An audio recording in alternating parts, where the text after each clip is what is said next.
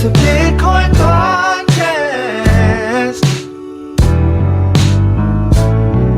The only one that's taking your money with you. Listen to the Bitcoin Podcast. So hold on and listen to the Bitcoin Podcast. Hey everybody, welcome back to the Bitcoin Podcast. Yo. I'm the host that talks first. My name is Dimitri. I'm the host of Talk Second, Dr. Corey Petty. What's up? Hey guys, I'm the host talks third. My name is Jesse Broke. Nope, it's not Jesse Broke's not here today. He is not here today. We did not communicate clearly, which is extremely tough. Sometimes you just get times. When you travel, you got stuff going, you're trying to make things coordinate. It's just, it is what it is. I think it's a blessing that we've been able to pump out 1,025 releases from this damn feed. It's a lot. Yeah. That's a lot. Given everything that's going. You've had kids. I've had a lot. I've lived a lot of life and done a podcast the whole way through. You traveled. I've traveled. I've had girls, potential baby mamas, now married with kids, dogs. It's a lot brewing out here. Mortgages. There's a lot of life is happening. Anyways, welcome to the Bitcoin Podcast where we talk about crypto and stuff, right? Are you the right mic? I think your mic's off. He's the wrong mic. Hello? Let me see. Let me see. Very echoey. Not normal. Oh, that's right. All right. How about now? There we go. Now it's sexy D voice. There we go. It was it was taken from the webcam. That's weird. Yeah, Brio. Anyways, have you heard of this, Corey? You got to get this stuff, by the way.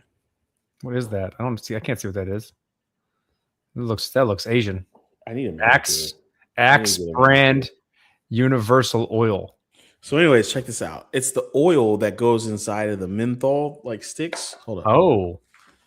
These? What are you doing? You just sniffing that? Yeah, so these help me clear my sinuses, and they've become somewhat of a tick. Like when I'm at work and I have to doing this for a while now. When I have to give presentations, I take a quick hit of it, clears out my sinuses and hits the brain, gets me thinking clearly. Because when you're giving presentations, people ask you those questions. You got to be on your toes. But you take a little bit of this oil, you do this bad boy right here, put it on your nose. No, I'm kidding. I hope it doesn't lead to some sort of that cancer. can't be good. What's up? Orange. I think it's fine. Coming in live. I think it's fine. I think it's fine. If it's a Chinese thing, then it's got to be fine. Okay. So we'll see what happens later when you're hooked on menthol oil. So, there's not a lot going on in crypto right now, but a lot going on in crypto at the same time. So Ethereum is about to get upgraded. We know that for sure. Regulations are regulating. We know that there was a big decision made in the regulatory world where, what is it? No native yield on stablecoins, right? Yep. That's in the U.S. though. U.S. regulation, no native yield in stablecoins. So stablecoins are becoming institutionalized and regulated, so people can build businesses off them, but like only a specific slice of them, such that specific types of stablecoins work, and those things can't have native yield. But like, there's still, like, looking at it, there's still a bunch of stuff that you can still get around it. It's like, it feels like it's like one of those things, but you basically, only people that will be able to get around it are the institutions that have enough lawyers to basically argue when they get in trouble. So like for me and you, no. For like the big people, yeah. So like there's some like sketchiness there. Yeah. So for those of you that don't know what a stable coin is, there's variations of them, but the ones that seem to be getting the most favor from humanity are the ones where they are backed by fiat currency, which is then backed by a treasury of wherever that fiat is issued.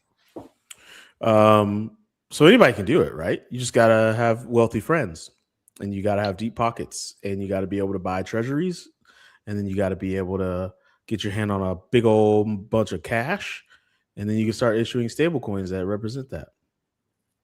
But what this law basically means is that now the entry into that game, and the game is Superman 3, right? You're trying to get transaction fees from all sorts of fund crypto finance activity. Well, now that barrier to entry is extremely high. That's all it is. And so Feels more that, like surveillance to me. huh? Feels more like surveillance and control to me than I think it's both. it could be both. Why not? Right. Why not both? I would love to see like a data is beautiful chart on Reddit that would show how many smart contracts USDC touches, Ooh, that'd be an interesting one. I mean, you could probably do that through Dune. right? And then Dune you can analytics? see, like in my mind, it looks like this giant tree root that starts at the top where it's got its Genesis issuance or whatever we want to call it. And then you just see it just sprinkling through all of the smart contracts. And if you have all those cookie crumbs out there, then you know all the things and are making money off all. That's the not things. necessarily the way it works, but like, It's not how it works. no. What would your visual be? Mine looks like a tree root. I mean, like, I'm trying to think about what a map of the distribution of USDC would be and what value it would bring.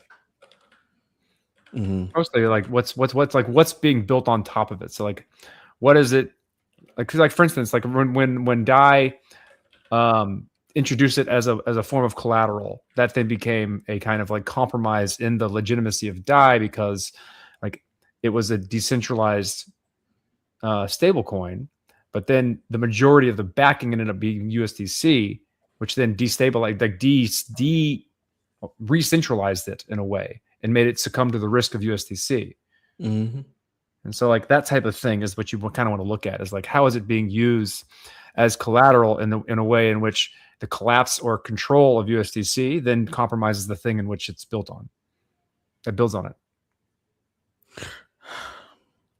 it. The thing that concerns me / intrigues me is how much U.S. Treasury debt that they are buying. Like, they used to be countries that bought our debt, but now it's stablecoin issuers buying our debt. So I just wonder how that, like, sometimes things that are really deep, I like, man, I'm curious, but then I realize the amount of time it would take to like research that thoroughly and be informed, and I'm like, it'll wash out.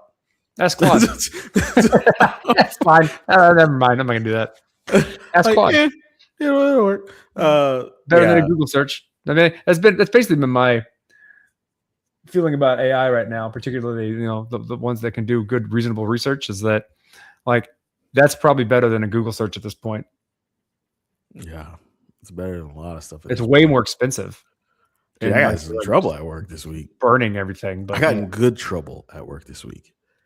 The software that my company that I work for is a little bit lackluster. So I've been thinking outside the box to help my client and building stuff with Claude. And it got back to our tech lead. He's like, "What's going on, man? What are we doing?" I don't know. I don't want to tell that story on the podcast, but it is ruffling feathers. Oh yeah. Wait, where's my stack? Like, Yeah, good. It's ruffling some feathers, my guy. But anyways, so how do you? So there's some interesting things happening that they always seem to coordinate with each other. Nobody really seems to care. But right after Stripe announced that they've basically built the software that would allow for agents to have a wallet, both crypto and fiat. Then you see this new law. I don't know the name of it off the top of my head. There's a new bill being pushed out that is going to regulate cryptocurrency payment structures. And I just feel like what sucks is, after all of our hard talk back in like 2012 to 2018 about how things were going to, no more middlemen, it's just tough to think that like we can't get around it. And honestly, it's not that like people can't fight the good fight. I feel like it's just human nature is like, oh, are you good at that thing? Then that we're going to centralize it now. And you just be good at that thing. And we're going to make it easy for everybody. And the easy comes with so many sacrifices that like it's starting to make me not be able to have any side of clairvoyance about where crypto goes. That's the way I feel right now. It's been captured. There's like institutional capture across the board. At all levels, the thing that you had been yelling from the mountaintops as Nicodemus all these years, and that we're just going to make stronger bosses, is Yeah. basically happened. Yeah, like Despite the a wrap. efforts against it, it's basically happened, and everyone's cheering it on.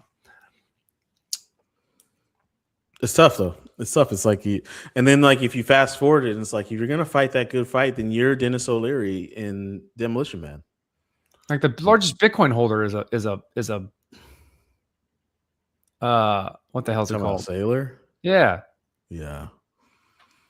He's Like, what's the point? Why is he holding so much Bitcoin? For institutions. yes.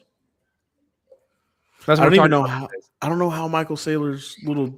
We're talking about. I mean, like, there's a larger conversation on the quantum resistant upgrade, but like the process of doing that is going to like basically remove all the old money because it hasn't moved, including Satoshi's.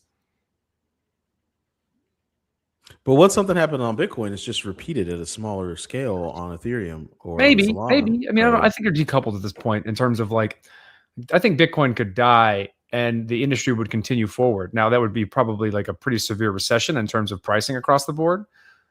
But like the other networks will continue. Like say for instance, like something happened to Bitcoin, technically speaking, that killed it in a way in which it was no longer useful.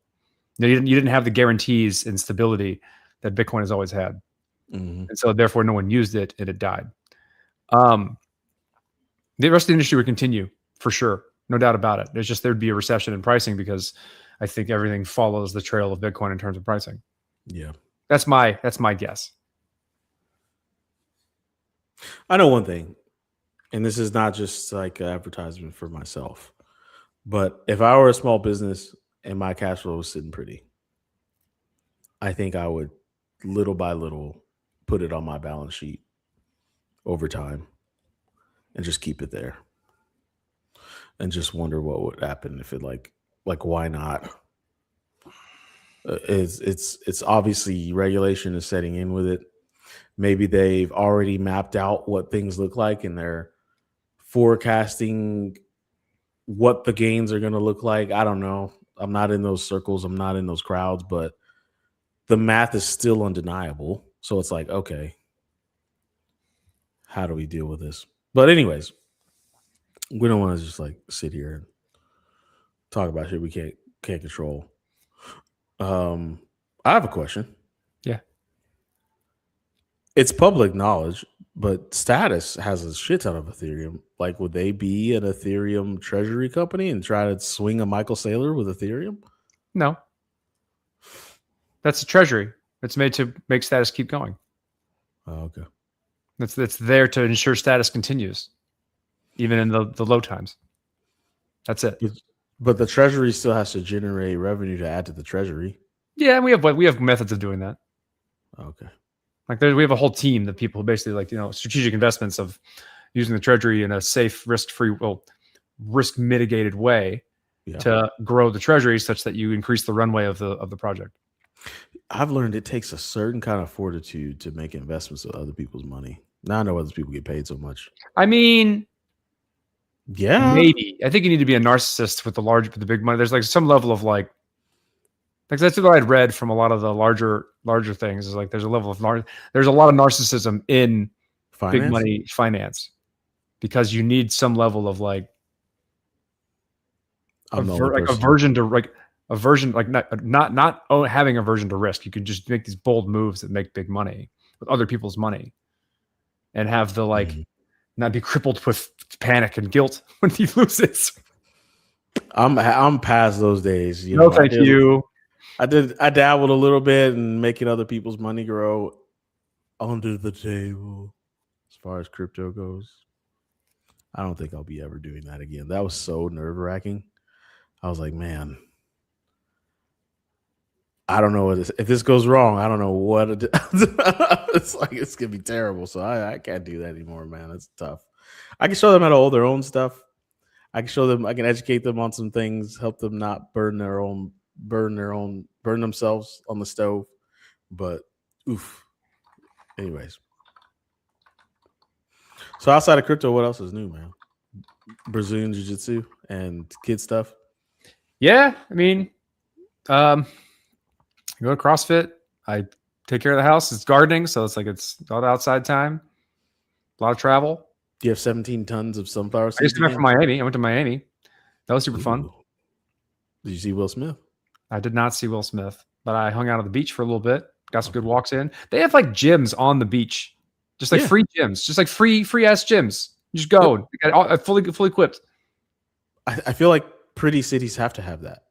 That's so cool. Like my hotel was right in front of one, so I just went outside, worked out for free. Yeah, It was straight pretty up full cities workout. have a lot of stuff where pretty people like to congregate, and pretty people love to go to gyms. There's a lot of pretty people there in South Beach, Miami. There's dude. So this is gonna have a little cuss word in it, but like I was sitting there like on the corner, and I was like, my mind on my business, waiting to meet somebody, and this dude just like jacked, shredded, shirt off, walking with his phone in his hand. He's like, bro, so many bad bitches here for no reason. Did you try to say no, man? They're here for having a good you. time. They're here for you, my friend. Yeah. Yeah, I just started laughing to myself as he was walking by, saying this out loud. And he ain't lying though. Like, there's a lot of it's wild how many pretty people are just walking around. Every time I think about Miami, I think of Bad Boys 2, and there is no separating the two for me. They are inseparable in my mind. I think Bad Boys 2, Miami forever. That's what it's like. The second scene in Bad Boys 2 in the rave. That's It feels that way. It feels like it's a constant party all the time. Yeah. It was like a Tuesday night. I think everything's going wild. I'm like, what's going on? It's Tuesday night. This is what On a Tuesday looks like Tuesday? in South Beach. I have a colleague right now who grew up in Miami or spent like a significant amount of his life. No, he didn't grow up in Miami. He just spent a large amount of his life in Miami. And man, he tells stories about bad bees like old war stories. Because he was a club promoter / like kind of ran a bar in his 20s. And he's like, dude, you have no idea. I've dated models. I've seen the world. I've seen lingerie you could never imagine. He's like, I've seen lingerie you could never imagine. And I was like, really? What's that like? Like, I was like, tell me more. Tell me. And please. Like, it's just Miami is something that if you've never lived there, you'll never know. It is not a real place. And I was like, okay, sure. I want to go visit. If anything, I'll get a Cuban with my ass. Let me go get a Cuban sandwich real quick. I had some great food there too, man. Anyway, back to things. I've been good, just working and flying, dude. I fly so much now. I get first class almost every flight, so I do feel a little bit regal in this bitch. Like I'll have the pistachios. What are they having back there? Cheez-Its? No, thank you. I'll have the pistachios. No. Anyways, other things going on in crypto. I feel like, and I feel very confident when I say this in my gut, that I think crypto is maturing past memery. Please explain. Shit tokens, ICO. Remember, there was fuck token, titty token, stripper token, Jesus token, Kanye Jesus token, Kanye coin, Bible token. What's it? Splooge coin with what's his name? Amin. Spank Chain. All these coins that mean no things. All these meme coins that mean no things. Like I feel like we can't have any. I feel like the story arcs of shitty crypto are coming to an end. I don't think so. You don't think so? No, I think they'll continue to ramp up. They're traditionalists. People are always going to do it. Now, they might not have the hype cycle story if you like find it in the news because it's just like something that keeps happening. But they're going to keep happening. But like, what more could like? I mean, if you can't get money out of them, if they're not useful for people to grow, either like, I mean, for a lot of the meme coin stuff is like scammy, so it doesn't matter. But like, if they have no utility anymore, whether that be artificially scam utility or like real utility in like communities and growing things, then the people won't do it. They'll try, but they'll peter out because nothing happens. And so it's hard to say what I think it's just become kind of normalized, and that way it'll become a backdrop of things. And so when it's appropriate to use and it is useful, people will use it, but it's not like this big story because it's been happening for so long. It'll just be there. It'll just be the background and boring. And crypto will just become boring. And so like, especially when you have, exciting things like AI and how the global politics of AI is ramping up and all that stuff, when that's like takes the attention away from people, then like the boring part of crypto continues because it's still useful. Mm. But you still can't like, you can put fake data on the chain, but the data that's there isn't going to change. So it's like you can't like, it's still kind of the last bastion in technology of like provability, especially in an era of AI where you can make whatever you want, whenever you want, however you want. You can't prove it's real. It's like blockchains give you that. Yeah. There's also like, first of all, when you said the last bastion, I thought of the last bastion, like the last dragon. But I always think about Neverending Story. That was a good movie too. That was a sad movie, dude. Bastion, say my name. I still think about that horse dying, dude. There's no way around thinking about That's that. rough. That's rough. Don't bring that up. I'm not trying to cry. It's tough, dude. I also think sometimes like it would be pretty cool to hang out with Falcor. Like I want that guy. I mean, you've seen that South Park, right? That's not South Park. Family Guy. Family Guy. Family Guy. Yeah. Yeah, that would be. I want a Falcor. I'm not gonna lie to you. But what was I gonna say? I can't remember what I was gonna say. What was I talking about? I don't know. Damn. Neverending Story. Fuck it. Then let's talk about Chris Brown posing like Michael Jackson's new album. I have not seen that. The I don't care. I don't watch audacity. TV or pop culture. I don't see shit. I actually kind of love pop culture. I do. We know. But Michael Jackson for real? Chris Brown? You think you're Michael Jackson? I mean, Chris Brown was like dancing like Michael Jackson for a long time. That's not surprising at all. Everybody dances like Michael Jackson all But the not, time. but he did it earlier and first and well. I mean, like, yeah, Bruno Mars as well, but like, was it? You know what I am noticing what's her face? now that I'm an old man, I'm noticing that every time the stories about Michael Jackson and the kids starts to ramp up, a new Michael Jackson movie comes out that paints him in a positive light. They got a whole gang of them ready to be released. Yeah, it's like It's every like it's happening. time. Release the next one. Like you'll see on the internet news stories of parents coming saying Michael Jackson was like diddling. And then like literally a month later, it's like Michael Jackson biopsy. Let's look at his life. Look at him dance. Look at his feet. And I'm like, that is timed way too well, man. Anyways, that new Michael Jackson movie is probably trash. I'm just saying that. I want to watch it. I'll watch You it. are gonna watch it? Yeah, it's available. I'm not gonna pay for it. I'll watch it. Okay, well, do your thing, man. I'm trying to think of anything else new in crypto is happening. It doesn't seem like anything like newsworthy except for these regulations are happening. Talk about what we did in Austin. Oh yeah, we can. So what Corey and I did recently, and hopefully really soon is just like not even hopefully. I think it's gonna happen. It's coming down the pipe. We're doing it.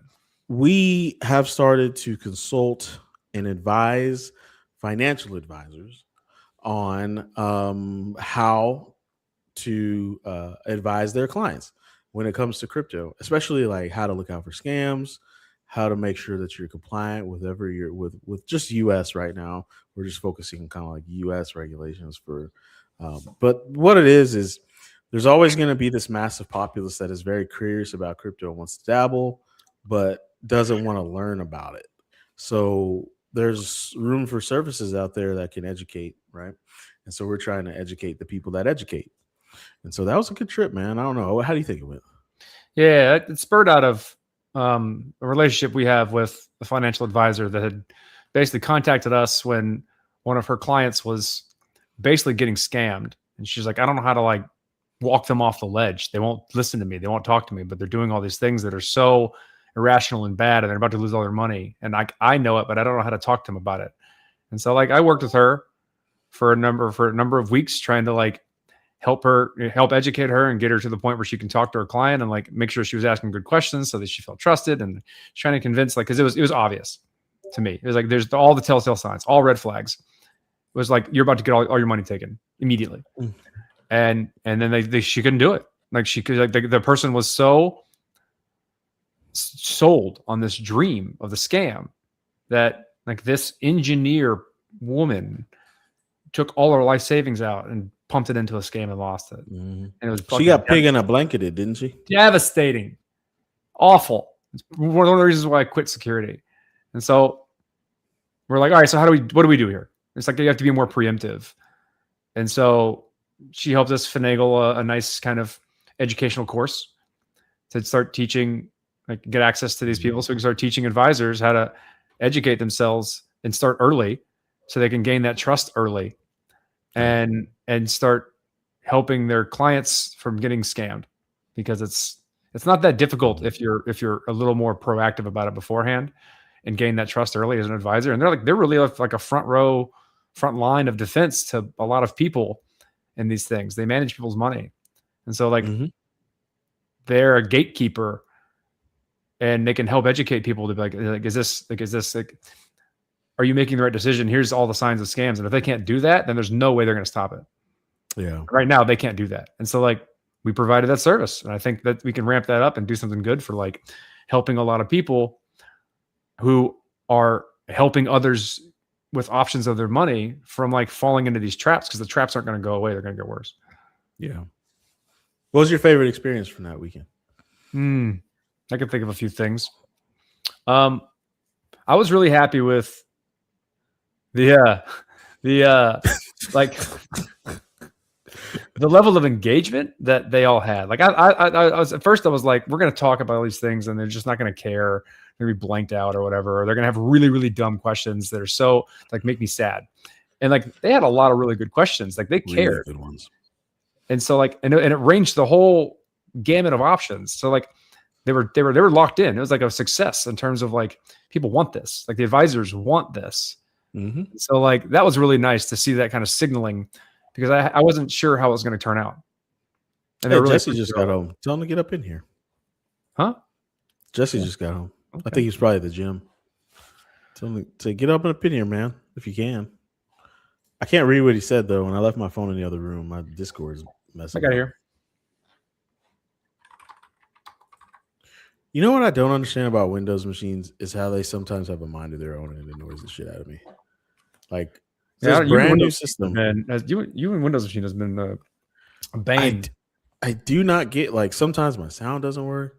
This time it's just like now, like for some reason Discord won't load, and this is why I love my MacBook Pro, because it just works. My Linux works great. See, Fedora, but I'm the kind of Fedora 43, rock solid, baby. Everything I want. I wish I could put a Fedora icon over your head right now. I wore a fedora for a while. I was one of those guys in college. I had a fedora. I remember when I first met my buddy Tom, he saw me and was like, take the fucking fedora off. You look like an idiot. He said the same exact thing to me, because I tried to wear a fedora. Tell you need the kind of friend to tell you to take the fedora off because you look stupid. Yeah. I tried to wear a fedora, and when my younger self, I had nice pectorals, so I would let my upper chest show. And now looking back at that guy was a fucking douchebag. But he was having a good time. But sometimes you got to be a douche. Sometimes you got to live a douche life. You got to go from living douche life. Everybody got to have a douche face. I was running Jason Mraz, man. What am I going to say?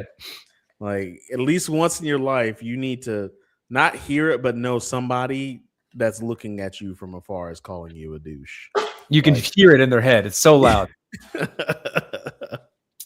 But anyways, so if I could say that the best experience from that weekend, my best experience was kind of the questions that we were getting from that audience were very well thought through, which was very reassuring to me that, like, yeah, the masses are gonna get into this by choice or by they're going to, right? Like either their retirement account or their 401k or their IRA, it's gonna buy into crypto in a very big way over a long period of time. The other thing was that, like, flexible indexing accounts that guy was talking about. I was like, it's called direct. I think it's called direct indexing. I think. I mean, I have it here. Direct indexing. Hold on, I have it here. 1 second. Where are all the For chats? those of you that don't know, I can explain what I heard in that 1 hour seminar. And indexes like S&P and NASDAQ and these other indexes that are a bucket of other stocks. Direct indexing product where you can go into the index and hand choose which stocks you want. And so you can hand choose the ones you think are going to do good and hand choose the ones you think are going to do bad. And then in the years when the bad ones do really bad, they overcome the gains of the good ones that did good. And you stack and harbor these losses. And then when you want to sell something big, you sell it big, but then the losses counteract that. So you could just sell a house and get a full profit on that bad boy. I was like, Yeah, no tax associated. damn. Yeah. That's It's a really pretty neat thing. slick. Like the guy from Russell, which is one of the larger firms that does this type of thing, gave a Mhm. presentation on it and talked about it. It was really interesting. Like direct indexing is what it's called. And like what was nice, So like during our imagine. presentation, they asked him what his viewpoint on crypto was. And he's like, "Oh, exactly what they just said." Like then they run like what? Like it was like a $10 trillion fucking Yep. firm or something. And that's when We're I like, was oh like, yeah, what they're talking about. They nailed it. And we're like, you're right, we did. So that was nice. That was really nice backup, like immediately from like the like huge investment firm. I was like, oh yeah, they nailed the landscape here. So for the first time, like, what is it? Imposter syndrome. I've had that forever, but giving that talk and to all those people, getting the validation was like, yes, I am an expert. I'm not the expert, but I am an expert. Would So you that say was- we gave financial advice there? I think Yeah, we avoided it. I think we avoided it. I'd say we flirted with it, right? We flirted with it, but we didn't give financial advice. Hashtag no financial advice. The other thing I thought was really cool was the variation of financial advisors in the room. Like you saw some financial advisors were like, okay, I guess their entire job is to go golfing with their super rich clients Monday through Friday because they smell like money. And then you'd see other advisors that were like, maybe they were just getting in the game. I don't know. But they did drive it like a Toyota Camry. I don't know. But they're like eyes open, trying to learn everything. You know, one guy came up to me afterwards and he was like, oh, I'm so excited about this. I can't wait to see what I can learn and offer to my clients. And I'm like, yeah, man. Yeah, do it. And so I don't know. I just thought that was exciting that legitimate, rigorous, and entrenched financial services industry like financial planning are starting to open their eyes towards crypto. So yeah, that was a good weekend, man. It was a real good weekend. I enjoyed it. Yep. I went into that unknown with like how much I was going to enjoy it and like be excited about it. And afterwards, I was like, that was great. I'm excited for more. Yep. And so like now I ramp up. Now we might do some more stuff there. So like, you know, keep your eyes peeled. TBP coming at you from like some real curriculum on like how to view like a real official curriculum on how to view this stuff from a financial advisory standpoint. We're gonna look like this. Yeah, except for we're gonna look really professional, and you know, so you know, it's interesting for those of that has listened to us this long. They probably have noticed quite an evolution in how we talk and what we do. And they're probably like, God, these guys are just getting old now. Yeah. Look at them wearing a quarter zip. I got my t-shirt. I actually dressed up nice. That's like I've dressed up nice, like you know, because I dress like a hobo, like 24/7. Over the past like month, maybe month and a half, I have dressed up to do something so many more times than I have in like the past year and a half. For some reason or another, something's happening. So what's happening? Dude, it's just called when you're. Yeah, it's what happens when you become someone that is becoming valuable. You have to also exude that, and there's no way around it. I think there's very few people that can schlub it up and be in the company of other people who don't. I mean, that's kind of like it's the shtick that I've always wanted to have, where like I can be the hobo-looking guy in the room, and that's okay because I've earned it. You're like, why is he dressed that way? It's like, oh, because he's the expert in this thing. Just listen to him and shut up. But still, why would you want to present yourself as a hobo? Because I like being underassuming. I prefer being the person that is like, oh shit, like not the guy that you overestimate. Also, I'm lazy. I don't like dressing up. I get that. I can dig it. So insofar as Bitcoin and crypto, because I know a lot of you get here to listen about it, and it would be interesting is like if you are listening and you have the time and you're at your computer, Like, leave us some questions or comments, especially if it's one of your first times here in one of our shows, and you Yeah. like have legitimate questions about crypto that you're trying to get answered, right? And we'll do our best. If it's something random and out of left field, like have you heard this triple stacked staking liquid toasted algorithm? And I'll be like, what is this, dude? You have gone down a deep well. Let me see what you're talking about. But most legitimate questions about the current state of crypto, I can help out there.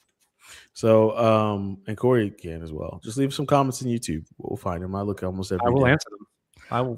They will get answered. Shout out to the 7 new subscribers on Spotify. We usually don't get a lot of Spotify subscribers, but like that's cool that you guys are clicking the button. Anyway, what? Hold up. Well, that's very nice of you, Ivan. May your heart always find its way back to love. Your soul be surrounded by gentle peace. May happiness stay with you in every moment. A beautiful prayer that never leaves your side. Why are people coming onto Bitcoin podcasts and commenting that? Well, I appreciate it. It's very nice. Yeah, man. Thank you, Ivan. I appreciate that. it, dude.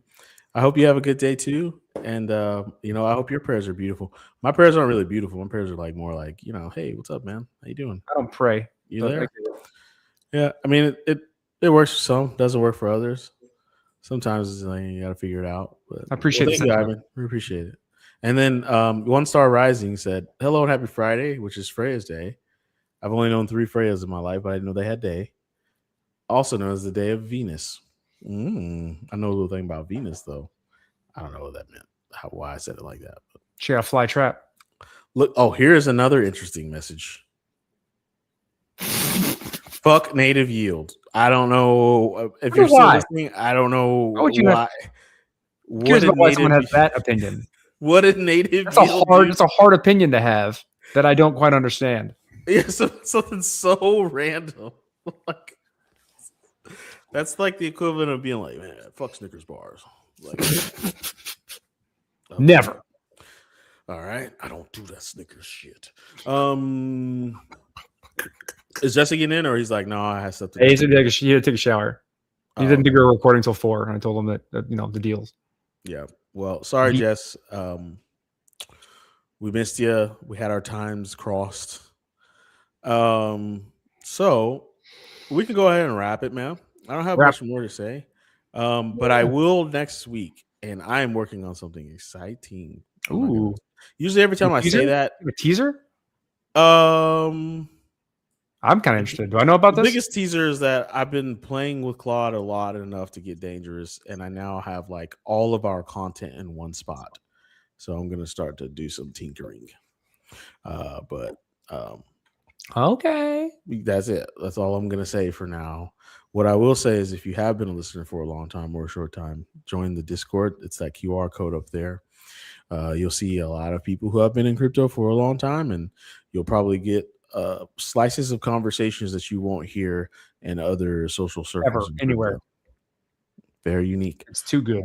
People who are entrenched, OGs, if you will, understand crypto, work in crypto, invest in crypto, build crypto. Just great community. We love you guys. Thank you for hanging out with us for all these years. 11 years. Wait a second. It's going on 11 years in 1, 2, 3. It's a long time. Saturday, 1, 2, 3, 4 weeks from on Saturday will be 11 years. That is wild. It's cool to say you've been doing something for 11 years. I don't know any other thing in my life I've been doing for 11 years except for video games, sex, pooping, eating. Like, there's not like a lot of things out there that you do for that long and have consistently done. So, anyways, yeah. Longer than I went to school, like college. I have a PhD.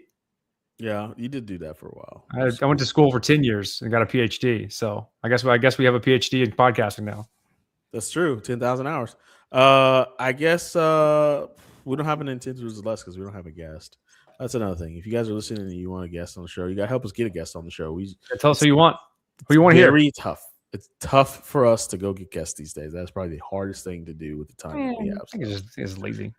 I think we should let's build a guest finding agent. That's what we should do. All right. Play the outro.